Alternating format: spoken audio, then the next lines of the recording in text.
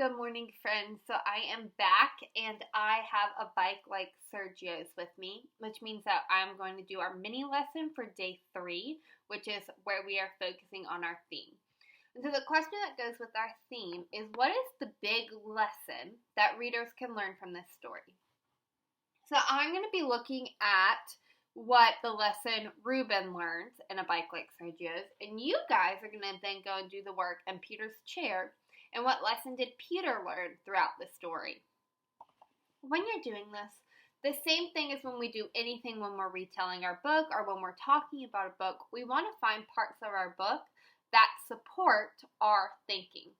So you can't just say, well, I think the theme is that everybody should have a bike. Can you support that? If you can, then absolutely that could be a theme. But we want to think about, what did our character learn? What is the big lesson? What can we take away from this story that might change how we feel or how we think about things? And so the first thing I have to do is I have to flip back. I have my summary written on my little index card from day 1. And I'm going to look back over that to help remind me what I read. Because, I did day 1 on Thursday, and today's Monday. I had the whole weekend. I was not thinking about Ruben and A Bike Like Sergio's. So I'm going to look back over my summary, and I hope you guys will do that for Peter's chair as well. That way it can set you up to remember, oh, okay, I remember what happened in that story. Oh, I remember this part. So I'm going to look through it. I'm going to do a picture walk. So I'm just going to walk through the pictures. Okay, Ruben, he wants a bike. Oh, he takes the money from the woman. He doesn't give it back. He goes home. He still has that money. He puts it in his backpack. He's dreaming of that bike.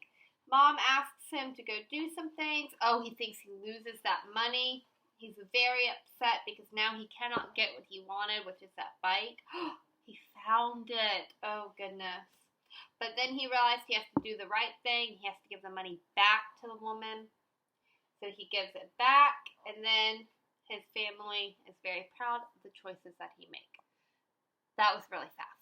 If you need to, go back and rewatch the full lesson on summarizing and where I read the book. But that way, that was just a quick little jog for my memory about, okay, what is A Bike Like Sergio's about? Now, I just start thinking, what did my main character learn in this book? And so if I'm thinking about it, a lot of our book focused on choices that our character made. And we know that he made a choice at the very beginning of our book. He made the choice that he was watched the woman drop her money and that he was not going to chase after her, but that he was going to keep it so that he could get his bike. And so if I'm thinking about the kind of choices that we make, I'm going to think that that is a bad choice. He chose the wrong thing because he chose to keep the money. And so if I'm thinking, okay, so our story, I'm going to be thinking about the choices that we make. And right now, Ruben is making a bad choice. And I know it's a bad choice because I know keeping money is not the right thing to do when it's not yours. But if I look back into my book, I'm going to reread this page, and I'm going to see if you guys can help me figure out how does Ruben feel about keeping that money. It says, later when I'm alone in my room, I fish out the crumpled bill and stare. It's not $1 or $5 or $10. It's $100. My hands are shaking. That money is enough for a bike like Sergio's. Then I won't have to run. I'll be riding. Dad gets home from work late and tucks in my little brothers. When he gets to me, I squeeze my eyes shut and stay still as a stone. So if I'm thinking how that choice made Ruben feel, our book said that his hands were shaking. When I get really nervous, guys, my hands start to shake. I don't know if it's the same for you. So I'm thinking that Ruben's feeling nervous about his choice to keep that money. And then when his dad came in to tuck him in, he didn't say goodnight or talk to his dad. He pretended to be asleep. So it kind of feels like he's hiding something that he did.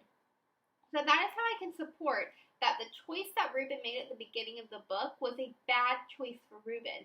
because he's nervous, his hands are shaking, and he's hiding from his dad. He's pretending to be asleep. But our book isn't just about, hey, you made a bad choice, that's it, you can't undo that bad choice. Because we know that you can always go back and correct your bad choices. So I'm going to keep thinking about, okay, did Ruben go ahead and make the right choice? And I bet you guys already know the answer to that. But when Ruben lost that money, and he felt so down, and we found it again, Ruben realized that his choice was wrong and that he needed to correct his choice because he started to realize, oh my goodness, I felt terrible when I lost my $100. How did the woman in the blue coat feel when I took her $100? And so when we get to the store again, he runs back into the woman with the blue coat. And this time, Ruben makes the right choice because he realizes how it feels to lose that kind of money. And so now he is making the right choice. I know it is the right choice because I know returning something that is not yours is a good thing to do. And then also our story helps support that this was a good choice because the woman says, "Thank you, Ruben. You have blessed me. I am happy and mixed up, full and empty, with what's right and what's gone." So the woman is very thankful that Ruben made that right choice. And when he gets home, he's not hiding what he did anymore. He told his parents. See, at home, everyone is waiting, and the lost and found story is mine to tell. What you did wasn't easy, my dad says, setting his hand on my shoulder, but it was right. My mom pulls me close. We are so proud, she says. And so his family, he's telling them the truth now, which is something that he wasn't doing before. So that's another way that I know that he made a good choice. And now he feels his parents are proud of him. At the very end, it says, I am proud too. So he's proud of himself. So he went from being nervous and from hiding when he made a bad choice. And then he became proud and he wasn't hiding anything. He was telling the truth when he made a right choice. So I'm going to say the theme of my book is choices. Ruben learned how to make the right and wrong choices. He made the wrong choice at first by keeping the money. This made him feel nervous and he hid from his parents.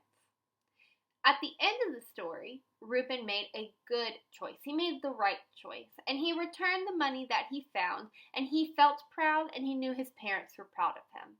So that is my lesson that Ruben learned in this book about choices that you can make. Now what I want you to go and do is rewatch Peter's Chair if you want to see it with the pictures or just read it in your packet. And I want you to think about the theme, the lesson that Peter learned throughout his story. All right, friends, have a great day. Enjoy your work. Let me know if you need anything. I am here. And I will see you guys soon. Bye, friends.